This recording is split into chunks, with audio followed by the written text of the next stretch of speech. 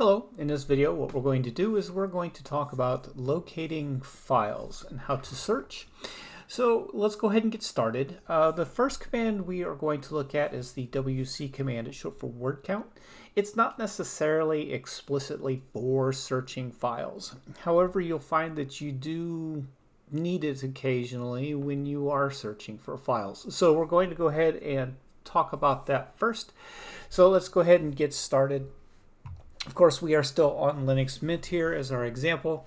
And what we're going to do here, of course, you can do the man wc, and as usual, it will walk through the instructions on the command itself. Go ahead and Q for quit. Control L to clear the screen. So the first thing we want to do is let's go ahead and let's create a text file. So let's go ahead and nano text.txt, and I'm just going to put a bunch of letters in here.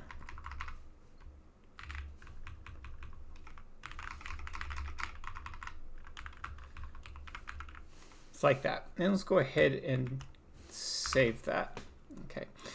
So we'll go over the nano command later. It's just a basic text editor. So now that I've got my text.txt, what I want to do is I want to get a word count on that.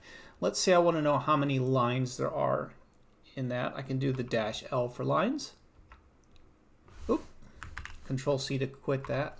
So it's I'm sorry, it's WC-L and then the file name. So there's 22 lines in that text. Okay, so let's say I wanted to know how many words there were in it. I can go ahead and change this L to W, and there's 20 words in there. And let's say I want to see how many bytes there is. That's a -C, so it's 59 bytes in size. And how many characters? You would think that that was C, but no, it's actually M. That's 59.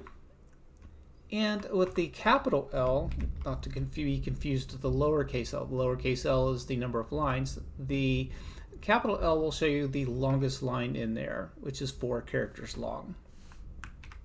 Okay, so with that in mind, again, we will be using that here in a little bit in a pipeline, or sometimes you'll hear me call it a command stack. So let's go ahead and talk about the locate command next. Okay, and basically there is a prerequisite.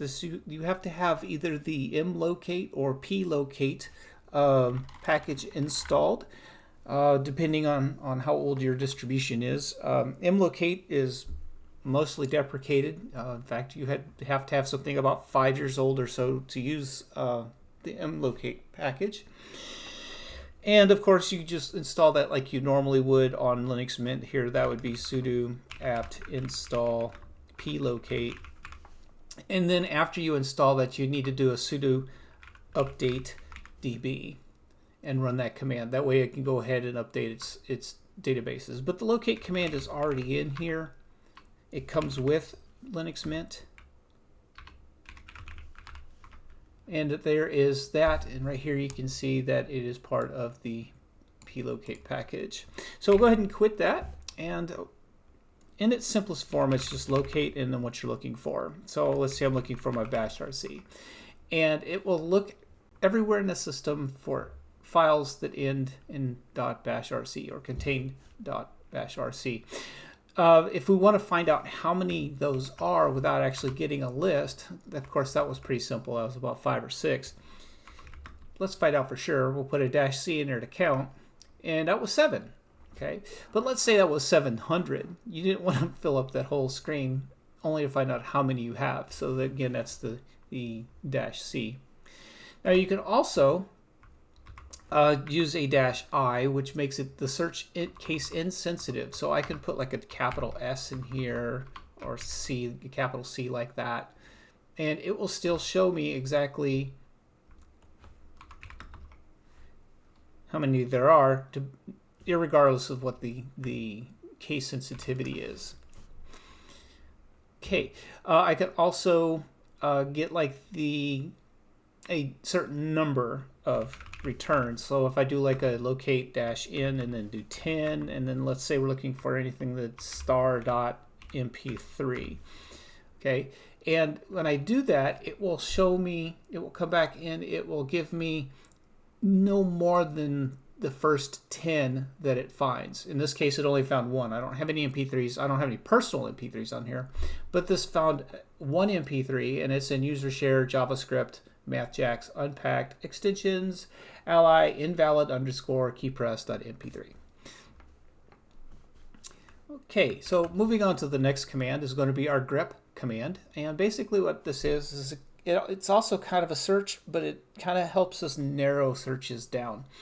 Also at the same time, let's say, for example, I can grep a file, but we're going to get a count on the number of times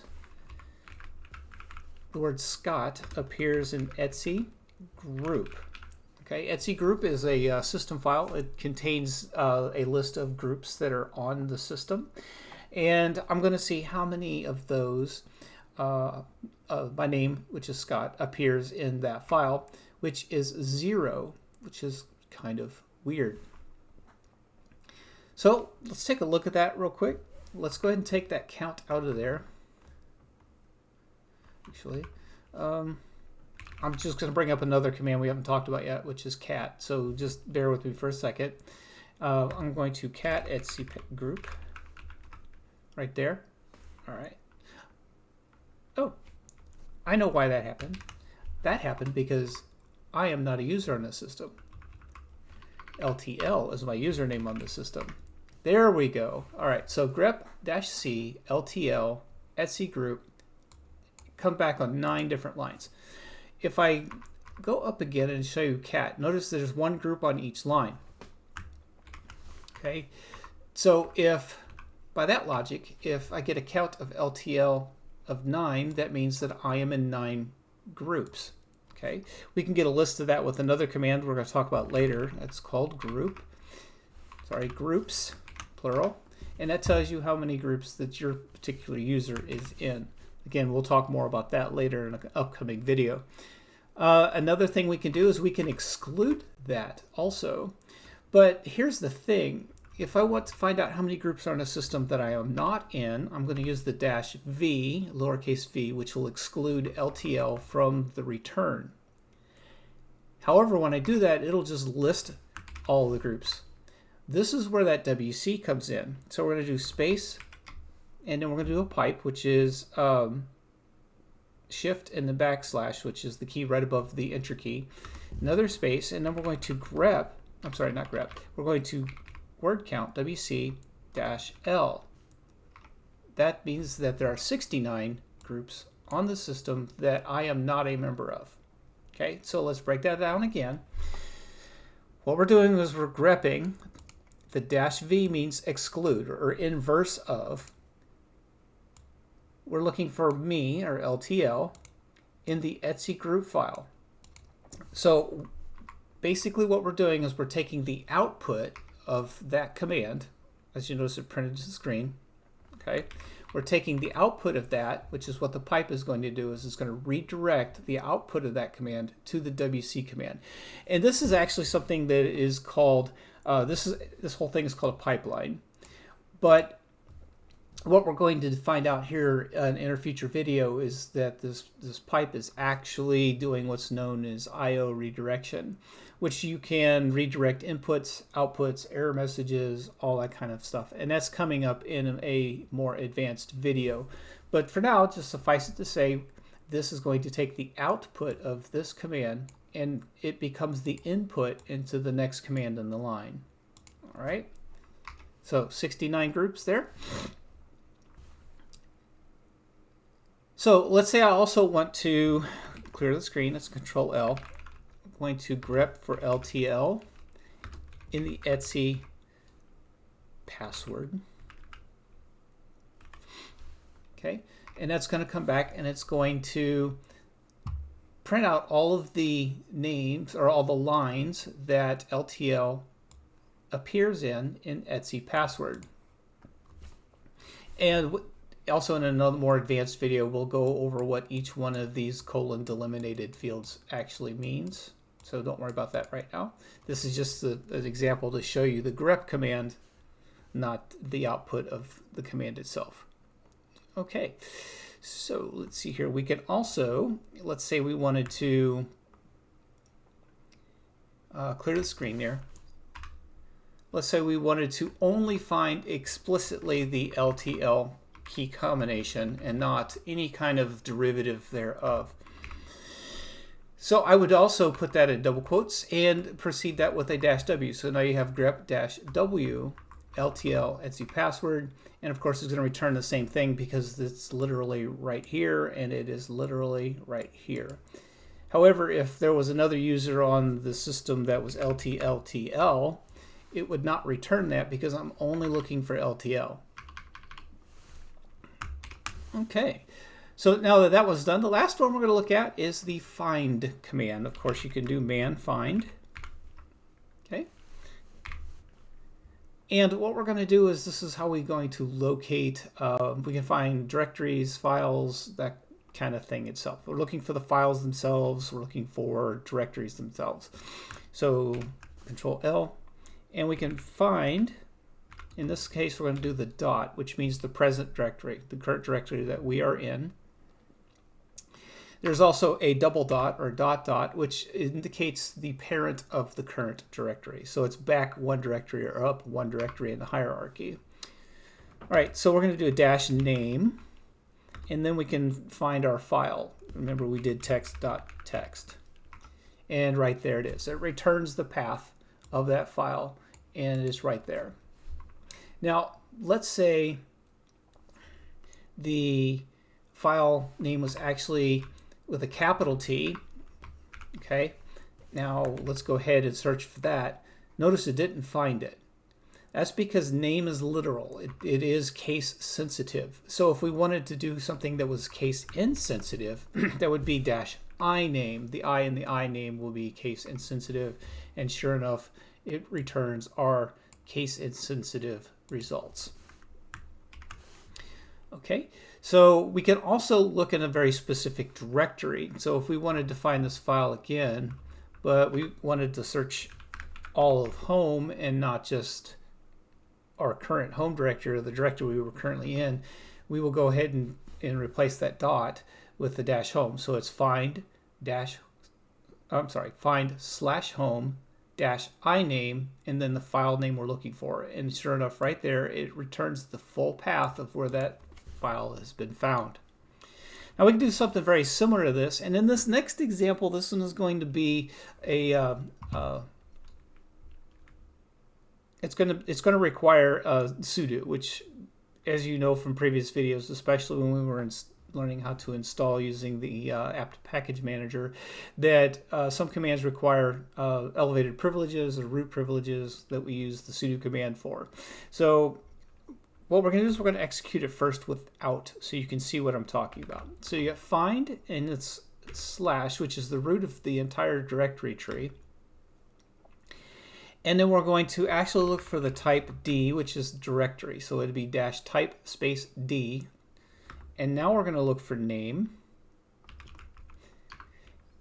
And then we're going to look for logs. This particular example is going to be kind of important for any user that uses Linux, because you are the one that's responsible for troubleshooting. So we are going to have to learn where our log files are at. So that's why we're going to look for log. And again, we're looking for directories by the name of log, not files that contain the word log, not files that are named log. We're looking for directories that are named log. So find /type directory name log. And it's going to push out a whole bunch of stuff that says we don't have any permission to read from. So it's a bunch of garbage. So what we're going to do is we're going to Control L, and this time we're going to put sudo in front of it. And then we're going to have to put in our password.